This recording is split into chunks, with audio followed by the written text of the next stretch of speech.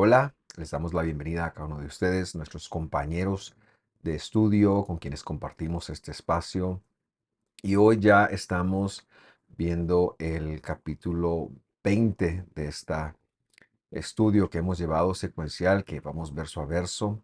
Quiero recordarle que semana a semana hacemos tres producciones. Una que tiene que ver con las porciones semanales, que son el tratado de discipulado de la iglesia primitiva, es decir, me refiero a los 5 primeros libros de Moisés. Esta la hacemos todas las semanas.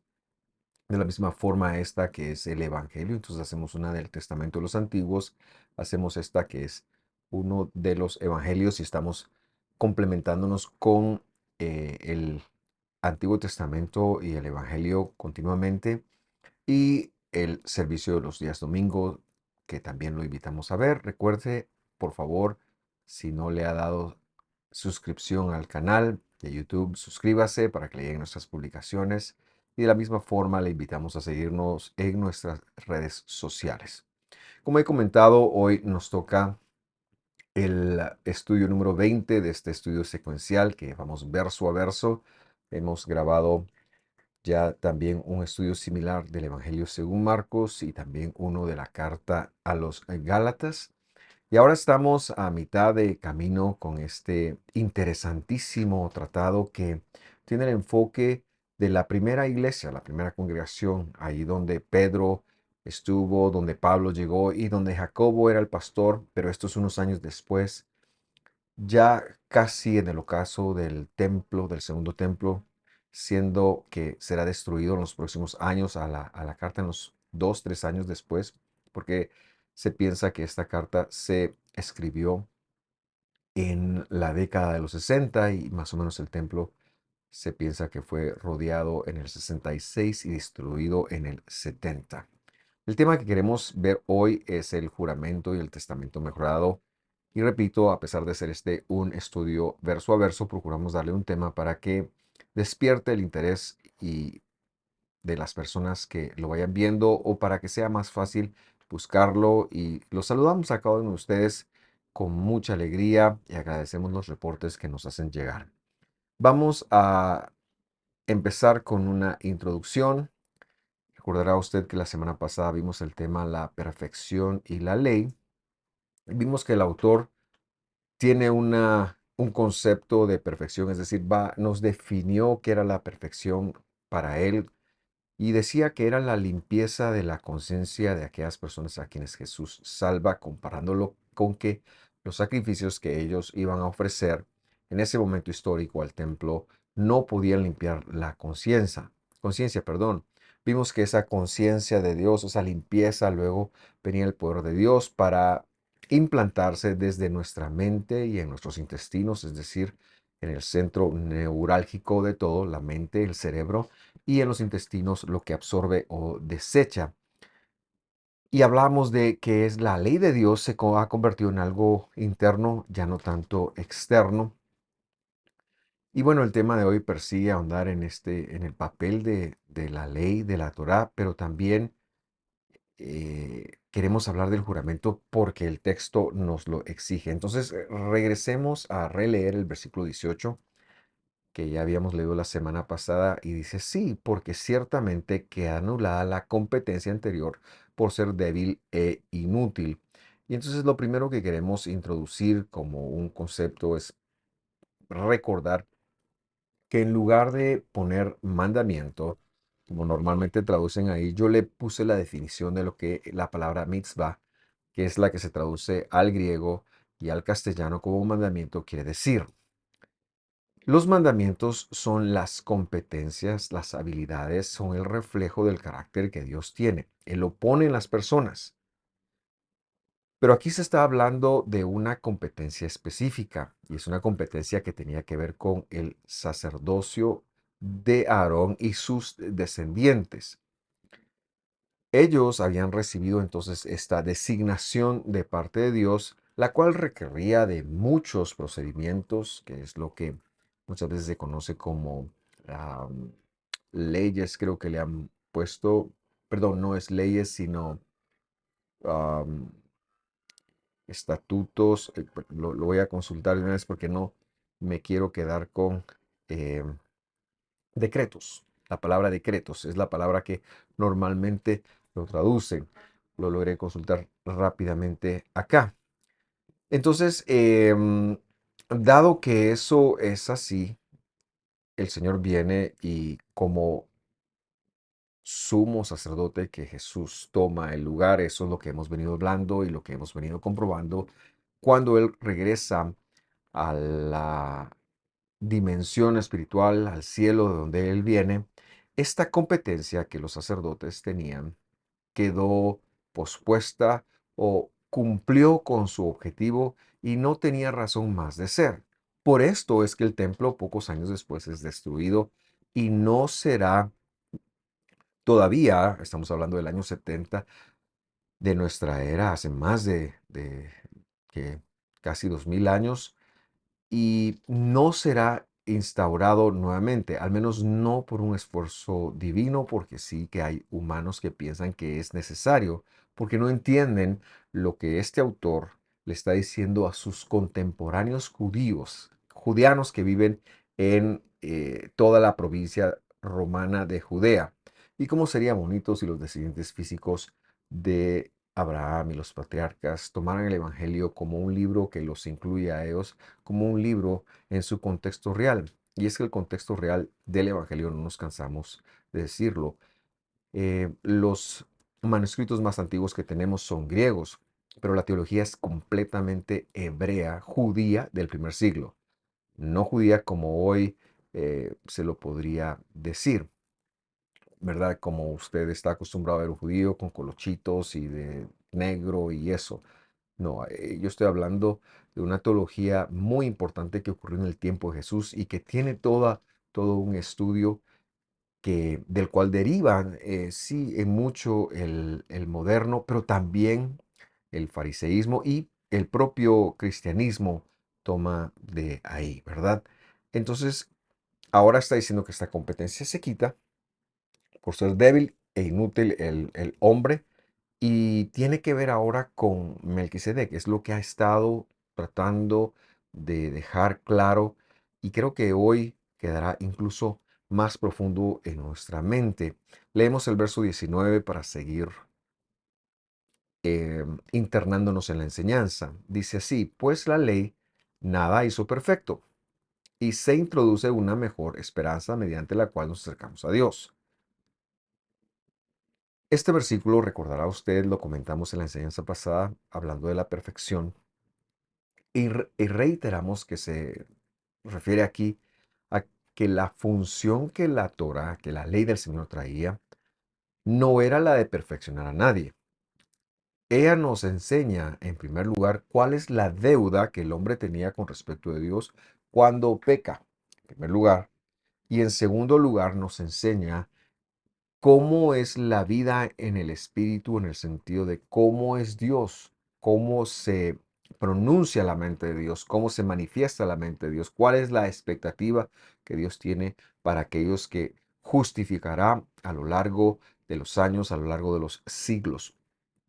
Y creo que es un buen momento para releer un versículo en Corintios que ha sido mal entendido y que queremos aclarar. Así que lo cito en primer lugar en la versión que casi siempre es la versión que yo pongo y luego me dedico a corregir, que es la Nueva Biblia de las Américas. Vamos a Primera Carta de Corintios, capítulo 15, versículo, ahorita le digo, porque no lo anoté y lo estoy buscando. Versículo 56. Este es un versículo muy importante que tenemos que releer y reinterpretar. Dice así, el aguijón de la muerte es el pecado y el poder del pecado es la ley. Por favor, permítase que se asiente eso en su mente. Muchos cristianos dicen, el poder del pecado es la ley. Entonces no quieren nada que ver con la ley porque supuestamente le da poder al pecado. Pero si usted empieza a pensar y tratamos de entender lo que ahí dice, no solo con la teología hebrea, pero también con el significado de las palabras en ese momento histórico, vamos a encontrar qué fue lo que Pablo realmente quiso decir. ¿Qué es un aguijón? Bueno, un aguijón es una puya. Por supuesto que es una puya. Si lo entendemos así, vamos a entender que la muerte es un señor o alguien que tiene una puya con la cual anda apoyando a todos, que es el pecado. Yo lo digo así para que se ría, porque no nos detenemos a pensar cómo es que se ha de entender esto. Y la explicación tiene que ver con lo siguiente. En primer lugar, dos palabras que nos van a ayudar a entender este versículo mejor. La palabra kentron, que es la palabra que traducen como aguijón. Por supuesto que esto usted lo puede comprobar si usted va a los diccionarios de la lengua griega. La palabra kentron quiere decir origen. Es de donde viene nuestra palabra centro y usted puede ver la similitud. Pero lo que sucede es que había un artefacto también que tenía una puya en medio y como la puya estaba en medio, se llegó a conocer esto como el kentron. Pero lo que queremos decir es que lo que Pablo está tratando de explicarnos es que el origen, el centro de la muerte es el pecado. Y si usted lo lee así, entonces ya tiene muchísimo sentido. Por supuesto que el origen de la muerte es el pecado. Lo que Pablo está diciendo es que si no hubiéramos pecado, si Adán y Eva no hubieran permitido introducir el pecado al mundo, no hubiera venido la muerte. Ese no era el plan intencional de Dios y es el mensaje de toda la Biblia. Y este mensaje lo hemos dicho una y otra vez. Entonces la primera palabra es kentron y lo que el apóstol está diciendo es el origen del pecado es la muerte. Y ese es, decimos, el verdadero problema de la humanidad. La segunda palabra importante para interpretar es la palabra dunamis, que efectivamente quiere decir poder, pero que es un término matemático. Dunamis es un término matemático desarrollado 5 siglos, 4 siglos en lo que es la cultura griega. Y Pablo está tomando este término para que nosotros podamos entender una cosa muy importante. ¿Y cuál es? Debe de verse como se lo ve en las matemáticas, especialmente en cálculo. ¿Y cómo es? Más que poder es el exponente. La ley es el exponente del pecado. La ley es lo que evidencia dónde está el pecado. Y ahora sí, el mensaje es muy congruente con toda la Biblia, porque el poder de la muerte es el pecado, mientras que la ley es lo que lo expone. Eso es lo que Pablo quiso decir. Afirmamos entonces que la ley, su trabajo era exponer el pecado y no perfeccionarnos del pecado. Y esto ya lo hemos mencionado, pero la esperanza, como lo leímos en este versículo, que es el significado de la resurrección, la esperanza, que cuando usted encuentra la palabra esperanza en el Evangelio, tiene que ver con la resurrección. La esperanza dice, em,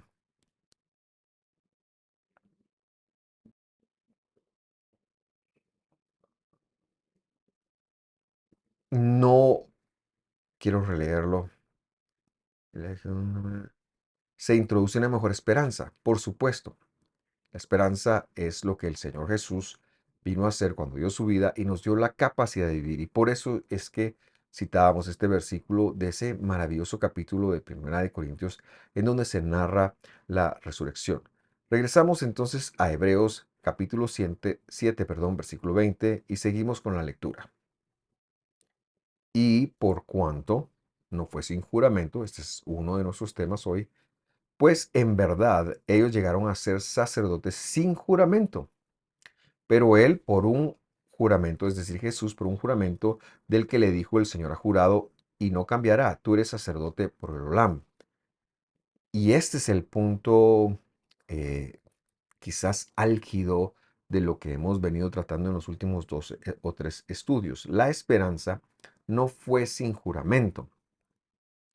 En el Salmo 110, Dios hizo un juramento. Se registran unas palabras divinas que leeremos a continuación, pero antes de esto tenemos que entender que Aarón no recibió un llamado de esta manera. Él recibió una instrucción de la Torá que fue transmitida por Moisés, que siendo palabra de Dios es válido y tenía una función que hacer.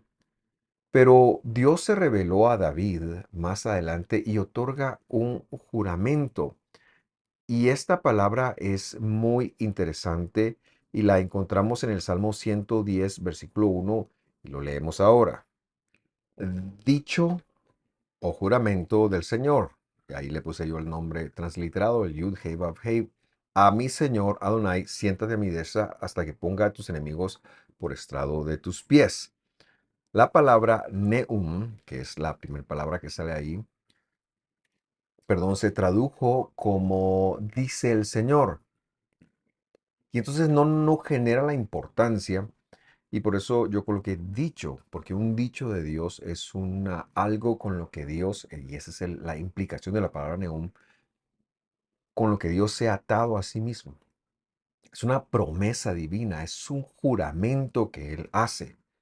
Y en este caso, el juramento se origina en el Yud He Vav Hei, que es el atributo, el nombre de Dios de la justicia, a mi Adonai, a mi Señor, que en hebreo es una clara referencia al Mesías. Y al final regresaremos a este versículo para explicarlo un poquito más detalladamente.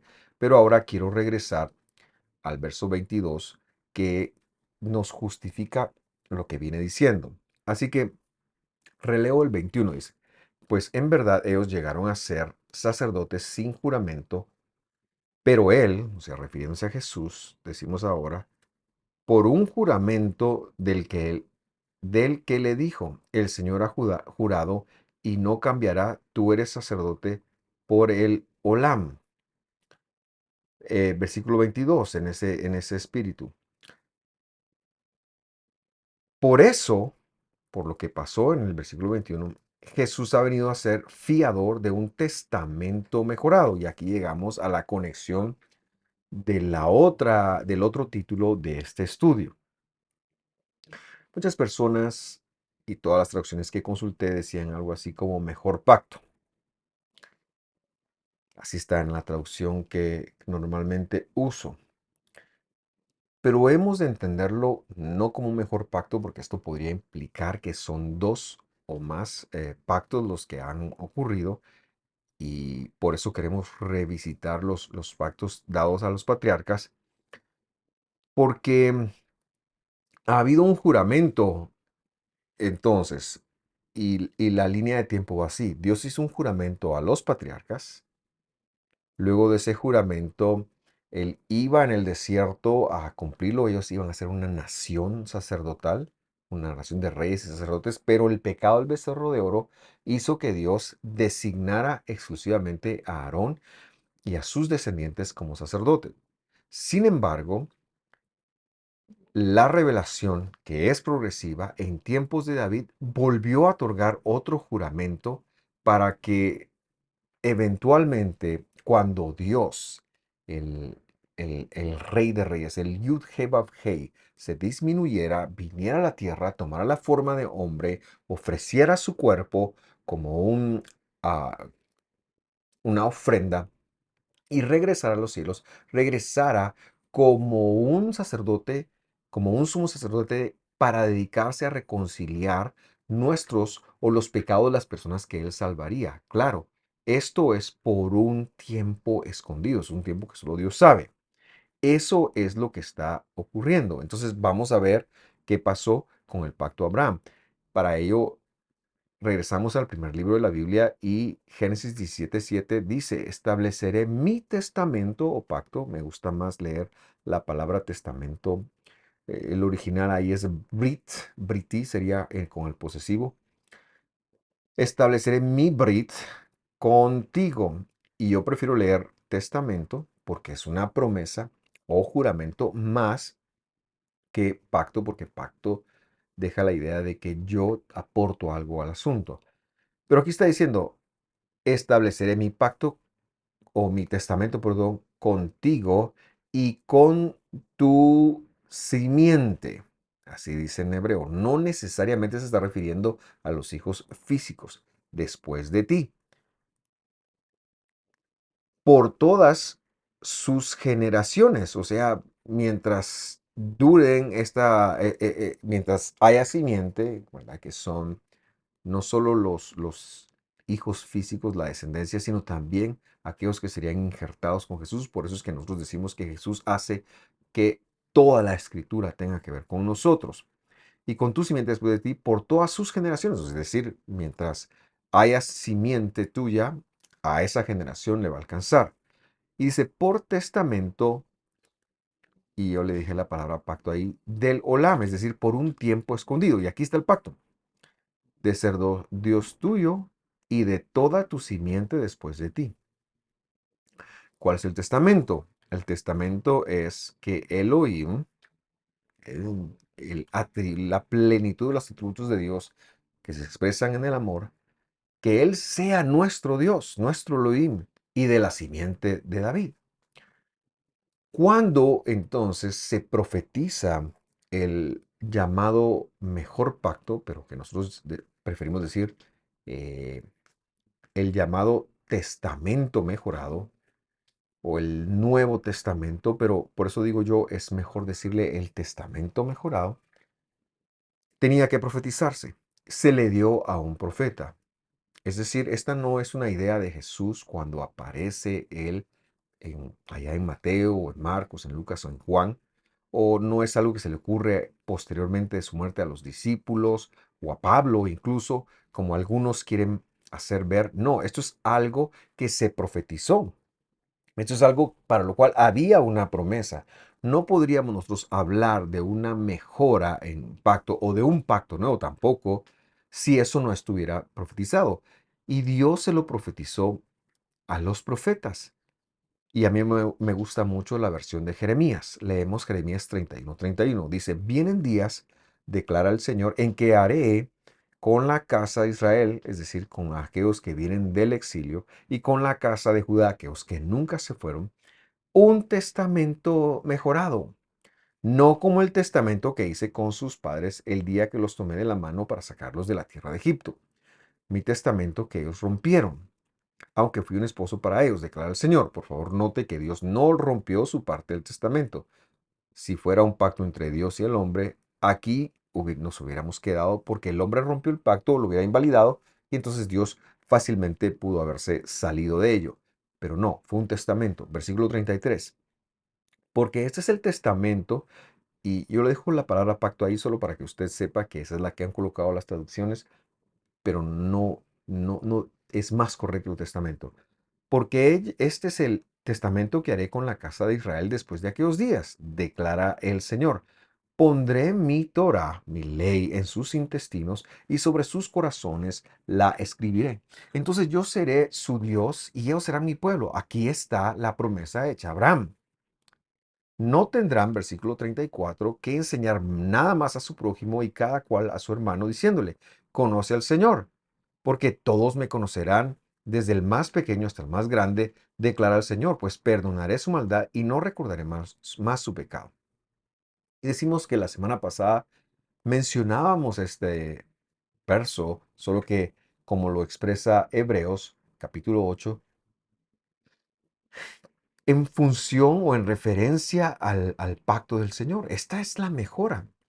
El pacto es el mismo. Él será nuestro Dios, nosotros seremos su pueblo. Él será nuestro Dios y nosotros seremos su pueblo. Ese es el pacto que dio a Abraham. La mejora radica en que su Torah, su mente, iba a ser escrita, o sus leyes, su instrucción iba a ser escrita en nuestro cerebro y en nuestros intestinos, en donde figurativamente está hablando que podamos asimilar lo que tenemos que asimilar y podamos desechar lo que no es de Dios. Queda claro, pues, que no hay un cambio de ley, no hay un cambio de Torah. sino que una mejora, como hemos escrito, pero que la mejora tiene que ver que eso ya no es algo externo y que como termina diciendo el versículo 34, no habrá que enseñar más al prójimo. Eso no quiere decir que no tendremos estudios como este, sino que la confirmación vendrá del Señor y el Señor perdonará nuestra maldad. Y decíamos que el autor expresaba en los versículos que leíamos la semana pasada que todo esto tenía que ver con la perfección. O sea, la mejora del pacto es la perfección de que ahora nosotros, la mente, la ley, la palabra del Señor no es algo externo, sino está adentro y que ya hay perdón y que hay una conciencia purificada.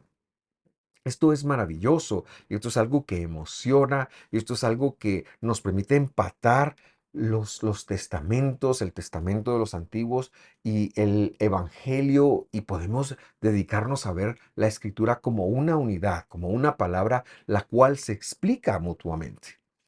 Con esta alegría volvemos al versículo 23. Dice, los sacerdotes anteriores, refiriéndose a los hijos de Aarón, eran más numerosos porque la muerte les impedía continuar. Versículo 24.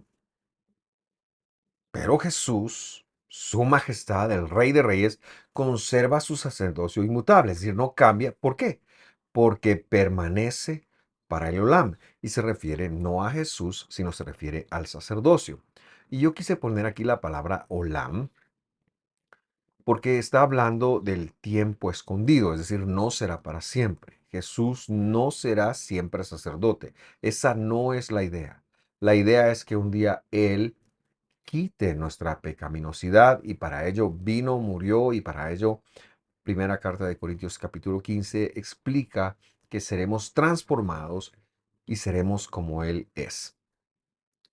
Su sacerdocio entonces no cambia. Eso es lo que es inmutable. Y mientras esté vigente, es decir, antes de que Él regrese, Él seguirá perdonando. No necesitamos sacrificar varias veces a Jesús, que era uno de los conflictos que las personas tenían. Pero es que si yo cometo un pecado ahora y ofrezco un sacrificio, hago una ofrenda, y luego lo cometo, tengo que ofrecer otra. Pero el Señor ya murió, ¿y será que me vale? ¿Será que me cubre? Bueno, dice aquí, no, te cubre. ¿Por qué? Porque Él, su sacerdocio no cambia, es inmutable. Él está en los cielos buscando hacer reconciliación por nuestros pecados. Esto no quiere decir que juguemos con fuego y que le faltemos al respeto y que digamos como Él nos perdona, pues entonces se vale hacer lo que querramos. Esto sería pisotear el sacrificio del madero. Leemos el versículo 25. Dice, por lo cual Él también, refiriéndose a Jesús, es poderoso para salvar para siempre. Justo en contexto con lo que hemos venido diciendo, a los que por medio de Él se acercan a Dios, porque no hay otra forma, no hay otro mediador, no hay otra persona, no hay un intercesor ni una intercesora. El único intercesor ante Dios y nosotros es el mismísimo Dios. Es decir, cuando se refiere aquí a Dios, no se está refiriendo a una persona, una segunda persona ajena a Jesús, ajena a Jesús, perdón, se refiere a Él mismo y que en la función de Mesías, él vino y logró, y ahora cuando la justicia lo visita, cuando la demanda de la justicia o cuando la serpiente lo demande, Él dice que es poderoso para salvarnos porque su sacerdocio es inmutable. Versículo 26. Porque convenía que tuviéramos tal sumo sacerdote. Y mire los adjetivos que le da: santo, inocente, inmaculado, apartado de los pecadores y exaltado más allá de los cielos, que no necesita, como aquellos sumos sacerdotes humanos descendientes de Aarón y que en ese momento histórico ya no existían, sino que son un reflejo, no un reflejo, son una sobra de lo que ha quedado. Y de ofrecer sacrificios diariamente, dice, primero por sus propios pecados y después por los pecados del pueblo. Por esto Jesús se ofreció a sí mismo una sola vez y para siempre, cuando él mismo se ofreció. Por esto Jesús lo hizo una vez. ¿Qué cosa hizo una vez? Perdonar todos nuestros pecados pasados, presentes y futuros, por cuanto él mismo se ofreció. Queda claro pues que no necesitamos otro sacrificio. Y esto era algo muy difícil de comprender. Para nosotros es muy fácil, lo estamos viendo 2000 años después, con una mentalidad occidental que no ha estado ofreciendo animalitos, ni corderitos, ni ve un templo en pie. Pero esta gente que sí lo miraba, que tenían dudas, que había muchas voces de los saduceos, de los fariseos, de que sí había que hacerse. Quizás algunos creyentes de la congregación habían puesto su confianza en ello y se acercaban al templo a ofrecerlo. Bueno, ahora tocaba hacer el cambio en su mente.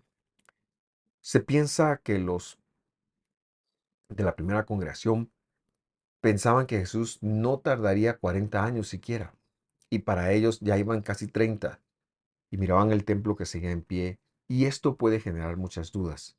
Si hoy a nosotros en el siglo XXI nos ayudaría tanto ver las señales de Dios. Imagínense usted a ellos que están, no solo no ven las señales del retorno de Dios, sino que ven la señal de que el templo sigue en pie.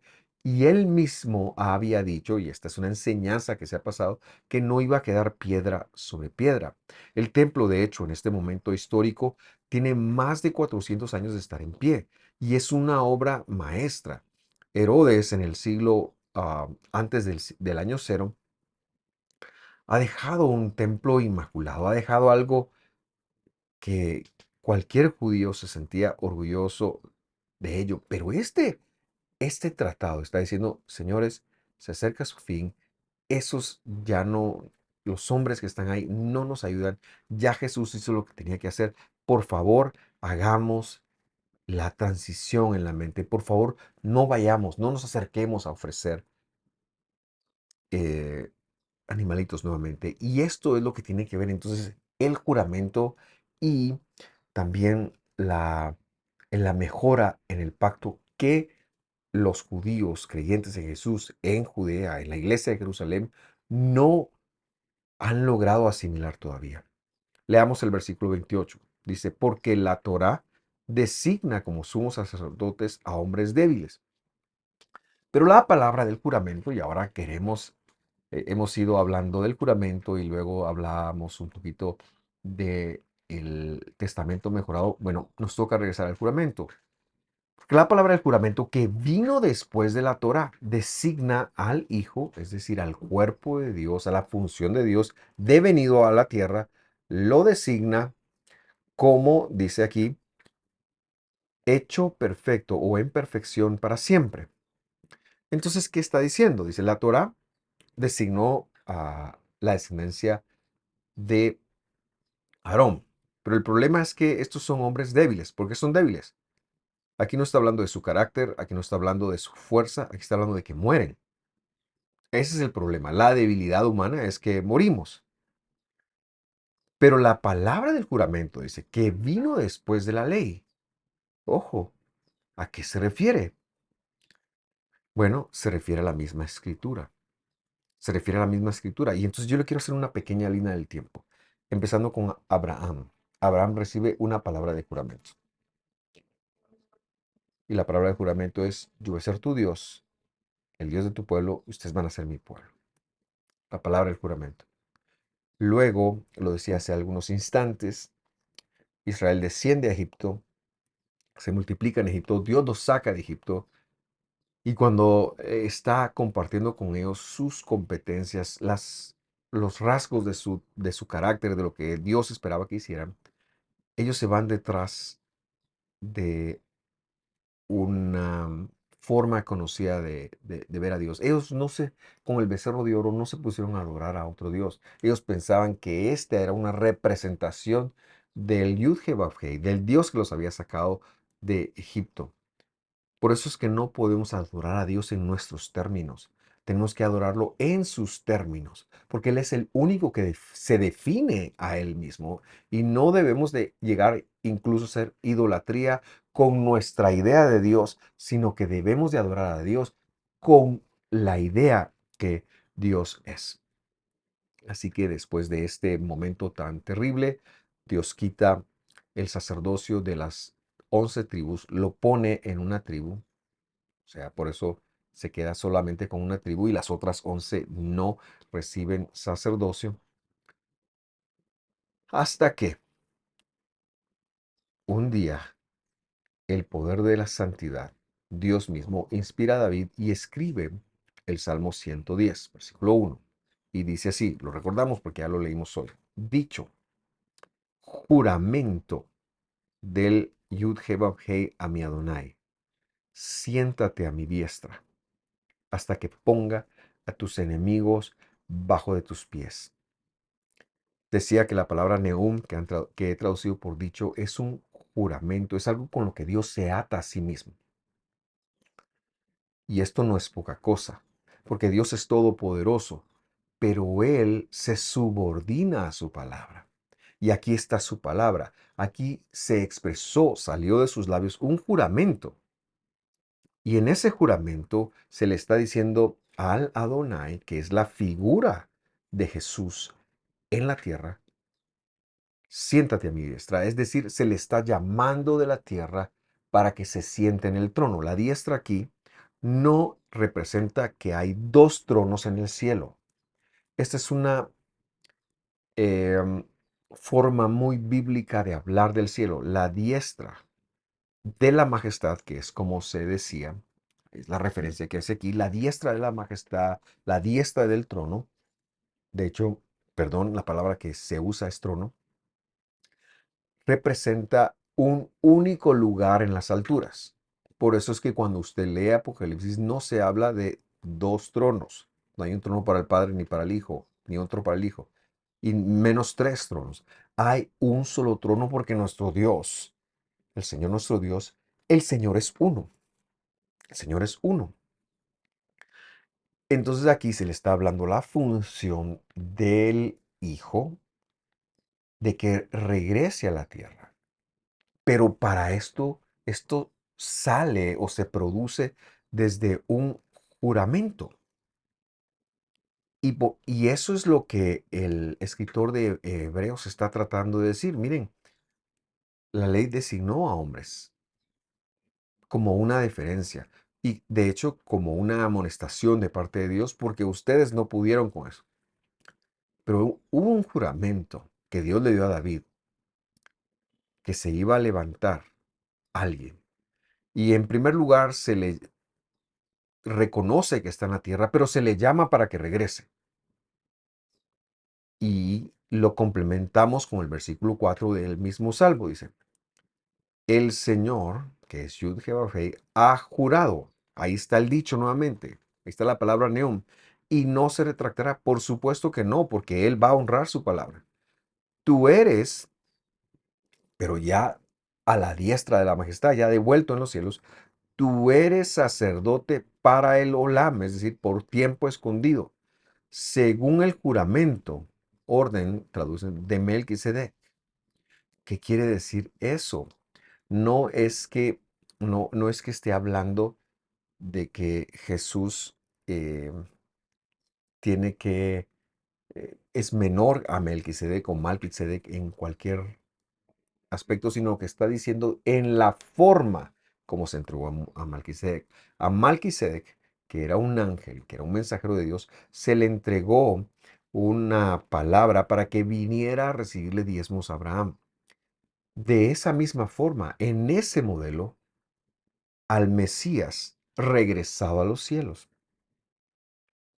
sin genealogía, siendo aparentemente de la tribu de Judá, no siendo humano, siendo eterno, no teniendo genealogía, se le da un sacerdocio según el modelo de Melquisedec en los cielos para que obre y actúe en intercesión y reconciliación por nosotros. Jesús está operando en las alturas, trabajando con el arrepentimiento que Él mismo pone en nuestros corazones para que nosotros nos conectemos y nos acerquemos continuamente a Dios. Pero la advertencia que tenemos que hacer es que no siempre será así. Y el día que el Señor cese en su labor de ser sumo sacerdote, ese día no habrá más salvación. Ese día no habrá más. De hecho, como está profetizado, será el día en que la plenitud de los gentiles ha entrado. Por lo tanto, no importaba que la Torá en su momento se lo había dado a hombres débiles, el sacerdocio, no era un problema tampoco que la Torá lo había dado a hombres, había un juramento que un día lo tomaría él. Este es un argumento que seguramente generó muchísima resistencia con las personas que se sentaron a leer o a escuchar esto por primera vez. Pero lo cierto es que para nosotros genera mucha luz.